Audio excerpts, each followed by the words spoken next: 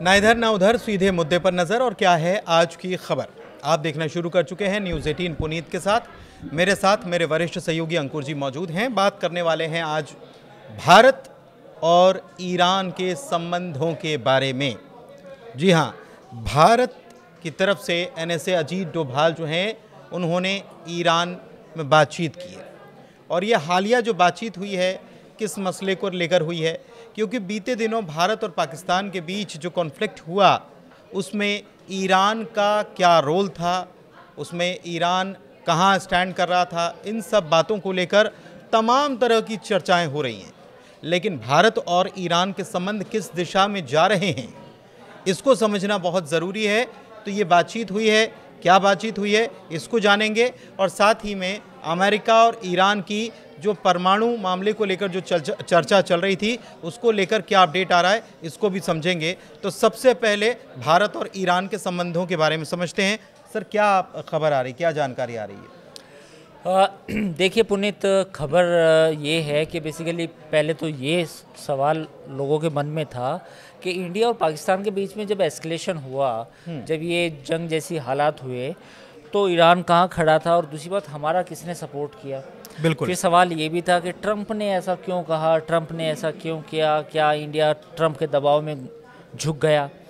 तो अब इसी को लेकर खबर है, और खबर ये है कि ईरान, भारत ने, और ख़ासतौर पे भारत के जो NSA हैं अजीत डोभाल, उन्होंने जो ईरान के NSA हैं अली अकबर, उनसे बात की है। अच्छा। और उनसे बात करने के बाद उन्होंने चाबार पोर्ट पे बात की है, उन्होंने रिपोर्टेडली, और उन्होंने जो इकोनॉमिक कॉरिडोर ईरान से होके जो यूरोप तक जाएगा, INSTCS, उसको लेके बात हुई है।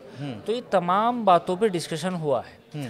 तो इसमें टाइमिंग इम्पोर्टेंट है, क्योंकि जिस वक्त ये बातचीत हुई है वो कहीं ना कहीं वो अपने आप में एक बड़ी बात है, क्योंकि पूरी दुनिया अमेरिका को नाराज़ नहीं करना चाहती।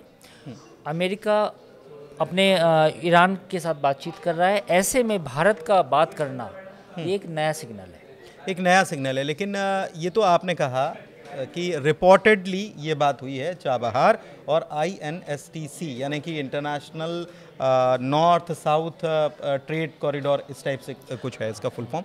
लेकिन ये तो रिपोर्टेडली बात हुई है। इसके अतिरिक्त, क्योंकि बात विदेश मंत्रियों के बीच नहीं हुई है, बात हुई है NSA के बीच में। इसके अतिरिक्त ये सिग्नल है, ये मैसेज है कि इंडिया और ईरान, इंडिया ने जब ये घटना हुई तो इंडिया ने एक स्टैंस लिया है, जो मुझे लगता है, जो हमारी जो अब गवर्नमेंट को अगर हम देखें, सरकार को, और विदेश मंत्री के भी बयान को देखें, और फिर वो जो कैंपेन भी चला है, टर्की के ख़िलाफ़ भी चला है, अजरबैजान के ख़िलाफ़ भी चला है, तो उसके बाद मुझे लगता है कि हमने ये सबक लिया है कि हम किसी के आगे झुकेंगे नहीं। ये कहीं ना कहीं सिग्नल देने की कोशिश है। तो इसमें क्या किया है कि जैसे ईरान के साथ जो हमारी टाइज़ थी, यानी कि 2015 में जब ये चाबहार पोर्ट शुरू हुआ था, तो उसको लेके बीच में हमारे मन में कभी हम भी पीछे हटे हैं अमेरिका के दबाव की वजह से और दूसरी वजह से भी। लेकिन अब भारत को लगता है कि जो अपने इंटरेस्ट हैं उनको प्रोटेक्ट किया जाएगा, कोई नाराज़ हो चाहे ना हो, क्योंकि न्यू वर्ल्ड ऑर्डर ऐसा ही है। अब न्यू वर्ल्ड ऑर्डर ऐसा क्यों है? अब आप ये समझिए कि इंडिया पे यूक्रेन युद्ध के बाद तरह तरह के दबाव आए। S-400 मत लो रशिया से, यूक्रेन का सपोर्ट करो, बिजनेस मत करो, है ना, बिजनेस मत करो, ठीक है, और क्या नाम, ये ईरान के साथ अपना तेल मत खरीदो, ईरान के साथ चाबहार पोर्ट की जो परियोजना है उसको भी रद्द कीजिए या विड्रॉ कीजिए या उसको डेवलप मत कीजिए।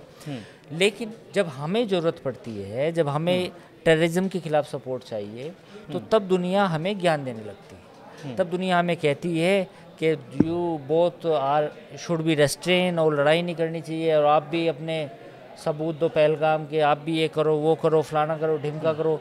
अब आप ये समझिए कि हम सब कुछ कर लें, यानी कि इंडिया सब कुछ कर ले, और बाकी दुनिया जो है वो उसके डबल स्टैंडर्ड या हिपोक्रेसी सामने आए।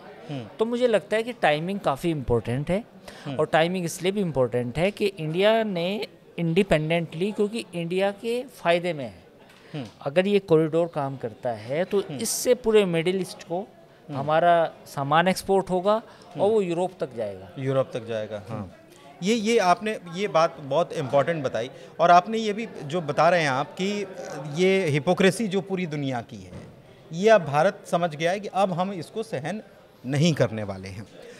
लेकिन ईरान के तो चाइना से भी बहुत अच्छे ताल्लुकात हैं, और ब्रिक्स में भी हम सब साथ में हैं, और अभी हाल के वक्त में अमेरिका और ईरान के बीच में जो टेंशन चल रहा है, बार बार अमेरिका कह रहा है कि हम ईरान के ऊपर सैंक्शंस लगाएंगे और उन लोगों पर भी सैंक्शंस लगाएंगे जो ऐसे लोगों के साथ बिजनेस करते हैं। तो भारत क्या इसके लिए भी तैयार हो चुका है, या भारत ने इसके लिए भी कुछ अपनी मुकम्मल तैयारी कर रखी है? देखिए, जो ईरान वाला जो बातचीत है, मैं पहले उस बातचीत का एक अपडेट आपको दे दूं कि 11 तारीख को आखिरी बातचीत हुई है, यानी कि चौथे दौर की बातचीत में काफ़ी डिफ़िकल्ट सिचुएशन थी। उस बातचीत में अमेरिका ने कहा कि भाई अपना यूरेनियम इनरिचमेंट प्रोग्राम बंद करो, यानी कि जो परमाणु बम बनाने के लिए जो यूरेनियम चाहिए उसका संवर्धन करना बंद कीजिए पूरी तरीके से। तो ईरान का कहना ये है कि हम आपके कहने से अपना न्यूक्लियर प्रोग्राम बंद नहीं करेंगे, ये उसने साफ उसमें मीटिंग में मतलब दो टूक कह दिया है। दो टूक कहा है। तो अब क्या हुआ कि अब ये हुआ कि अमेरिका पे भी पशोपेश में कि भैया हम कैसे समझौता करें। तो ईरान ने साथ ही ये भी कहा कि आप ये जो हमसे समझौता करना चाह रहे हो, इसमें इजराइल का इन्फ्लुएंस है आपके ऊपर, इसलिए समझौता नहीं हो पाएगा। तो आप जो इजराइल की डिमांड है, इजराइल की डिमांड क्या है? इजराइल की डिमांड ये है कि आप अपना परमाणु कार्यक्रम पूरी तरीके से बंद करो। तो उसको लेके दोनों के बीच में जो बातचीत 11 मई को हुई, वो कहीं ना कहीं अब पटरी से उतरती हुई दिख रही है। तो एक ये अपडेट है। अब इस अपडेट के दौरान क्या है, अब ये जो अपडेट हो गया ठीक है, अब इंडिया की बारी थी। भाई इंडिया के अपने इंटरेस्ट हैं ईरान के साथ। 1950 में हमारे और उनके राजनयिक संबंध स्थापित हुए।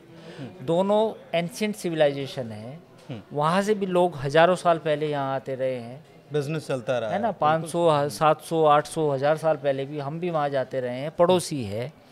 हम बिल्कुल संबंध अमेरिका के कहने पे कैसे ख़त्म कर दें? हमने चाबहार पोर्ट बनाया है। इंडिया चाइना ने जो सीपैक बनाया पाकिस्तान में, अमेरिका ने कितना अपोज किया? उतना अपोज नहीं किया जिस लेवल पे करना चाहिए था। वो एक अलग मसला है कि पाकिस्तान ही अपने आप में एक डिफ़िकल्ट कंट्री है जो नहीं बन पाया। लेकिन अगर पाकिस्तान के हालात भारत जैसे होते और वहाँ पे सीपैक बन रहा होता तो 6 महीने में सीपैक बनता हो, कोई दिक्कत ही ना होती। तो जहाँ तक जब अमेरिका अपने फ़ायदे के बारे में सोचता है, अपने इंटरेस्ट सोचता है, तो now it's turn to us.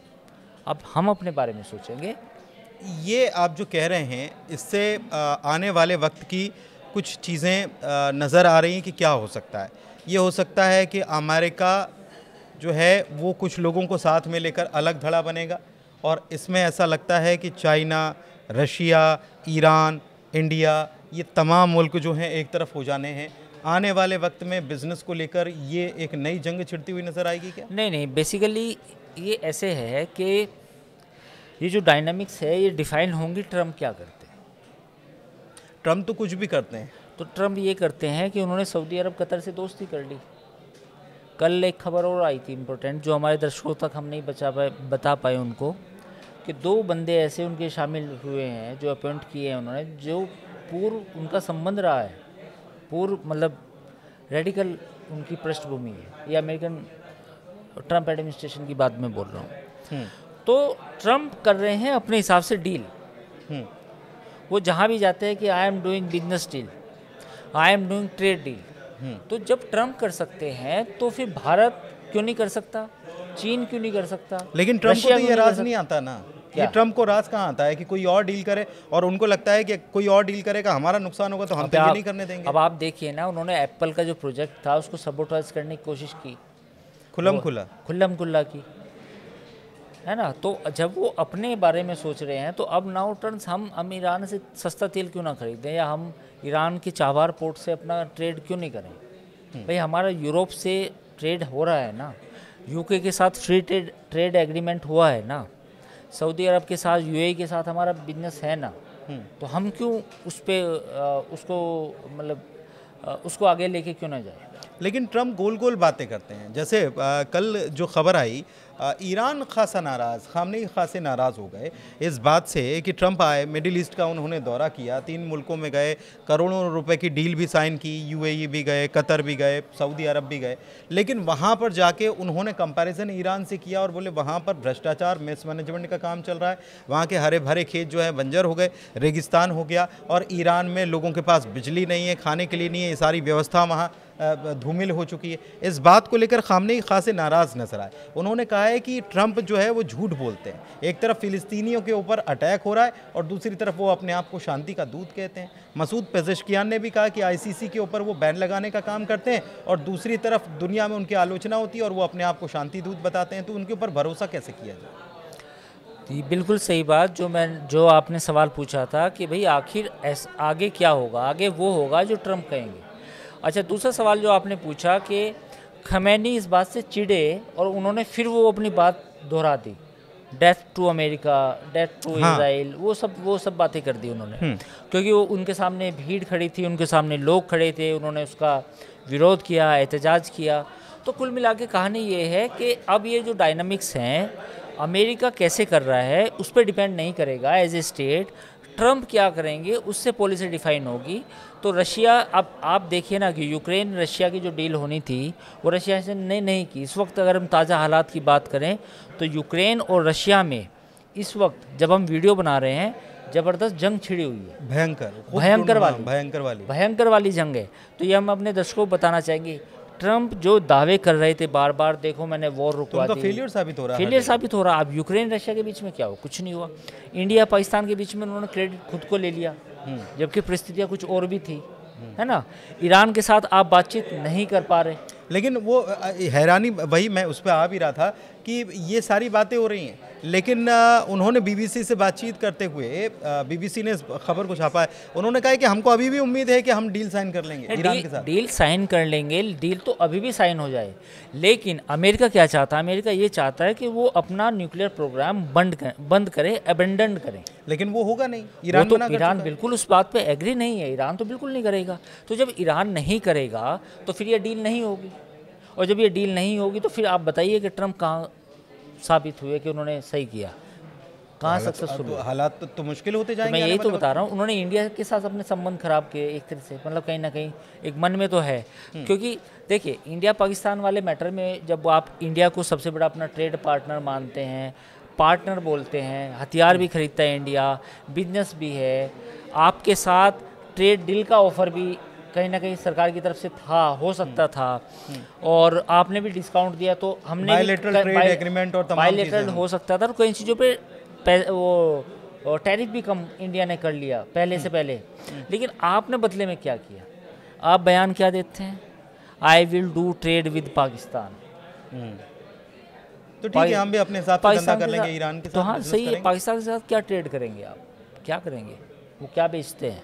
Message मतलब ईरान और भारत के बीच अगर बातचीत होती है, अजीत डोभाल वहाँ के एनएसए से बातचीत करते हैं, तो ये मैसेज ईरान के साथ अमेरिका को भी है, ये सब पूरी दुनिया को मैसेज है कि आप ईरान को ऐसे अबेंडन नहीं कर सकते। अगर आप अपने हिसाब से अपने हितों को लेकर इस तरह की बात करेंगे, आप कहेंगे एप्पल का जो प्लांट है वो नहीं लगेगा, आप